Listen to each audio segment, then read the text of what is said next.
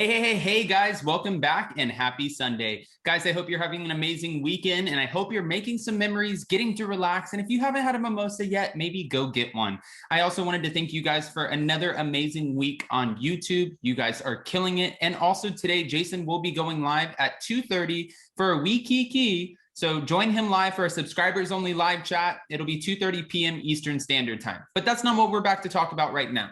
We're back to talk about the fact that Erika Jayne is facing a new nightmare amid this footage being subpoenaed by Jay Edelson. Now, I have a few questions about this because we talked to Ronald Richards and well, we'll get into it. Guys, if you haven't already, go ahead, smash that like button. If you're not subscribed, get subscribed. And don't forget to hit that notification bell because, well, you don't want to miss anything we have coming up.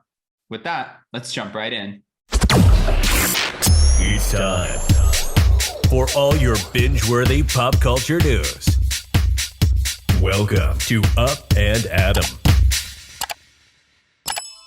All right, guys, so it looks like Erika Girardi is worried about what the recently subpoenaed footage by Jay Edelson of the Real Housewives of Beverly Hills will actually reveal. Now, after attorney Jay Edelson, who was the attorney from Chicago, who kind of ignited this whole Girardi scandal, just opening up a can of worms that I guess nobody probably expected, he requested hundreds of hours worth of never before seen footage from Bravo and the network, and this is a part of an ongoing lawsuit against Erika and Tom Girardi. Now, a report claims that Erika is extremely concerned because she doesn't want her dirty laundry to be exposed. We don't actually know what's on those tapes, and mind you, you have to remember, this is seasons of footage, and they spend hours a day of filming. So if it's a conversation that she accidentally had on the hot mic, if it's just scanning through and seeing something in the closet, if it's her and her husband talking about something that might have been caught, you don't actually know. And I'm sure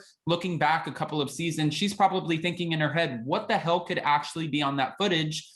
Because I've talked to a lot of Real Housewives, I've talked to a lot of Bravo celebrities, reality TV stars, and they've made it known that after a while, you kind of forget the cameras are there in the first place. You forget that things are happening around you because it becomes like a normal part of life for you. You don't even realize there's 4 people and a boom mic. And Erika, to be fair, had a slip up on this last season, season 11 of The Real Housewives of Beverly Hills, when she said on the hot mic that Tom Girardi has been calling her every single day. That was a slip up. And then she had a meltdown on camera, but they never actually showed the meltdown. But that's just one example of what could actually come out from this unaired footage. An insider revealed to Us Weekly that this is a total nightmare for Erika. She's devastated that all of her dirty laundry could potentially be made public.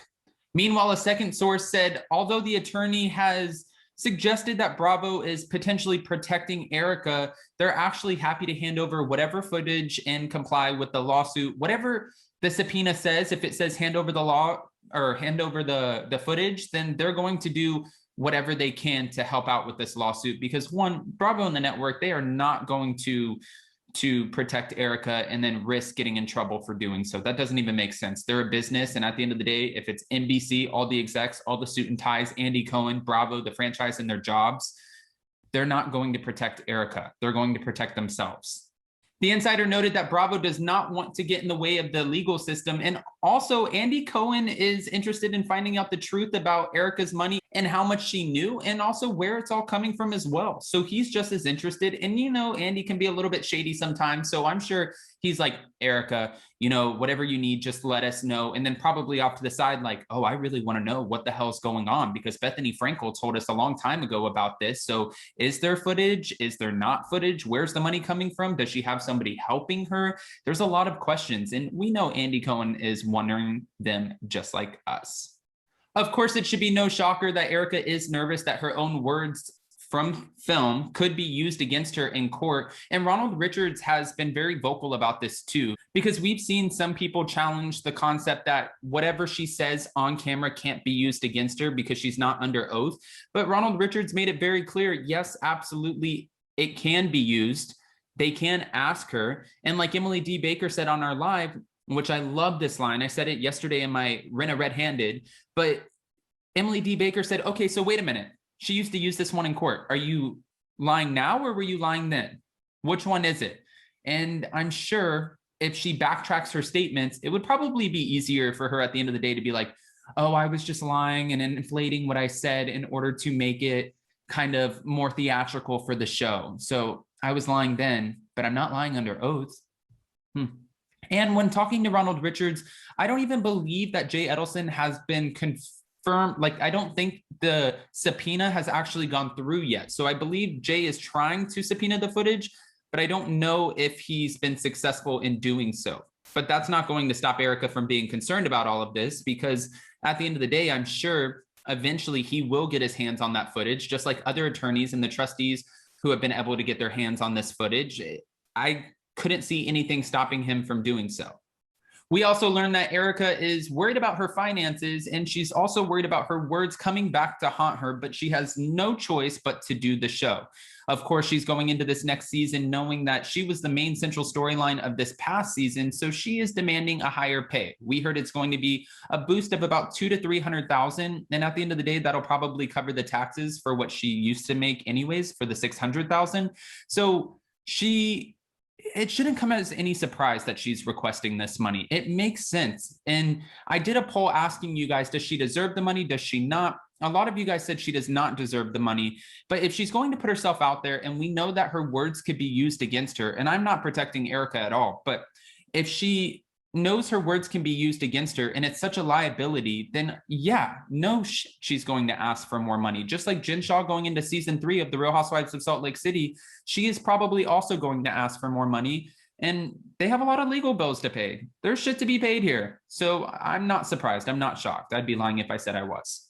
Now, if you guys missed this last week's episode, well, the reunion part 2, 4 parts. Oh my gosh, just 4 parts. Erika did say she did not quit when her defense team told her, I think you should quit the show. She said because she has nothing to hide. It's important that people hear from her. This is what she told us, and she hopes the victims can be made whole. Now, guys, I have a few questions for you. What are your thoughts about this?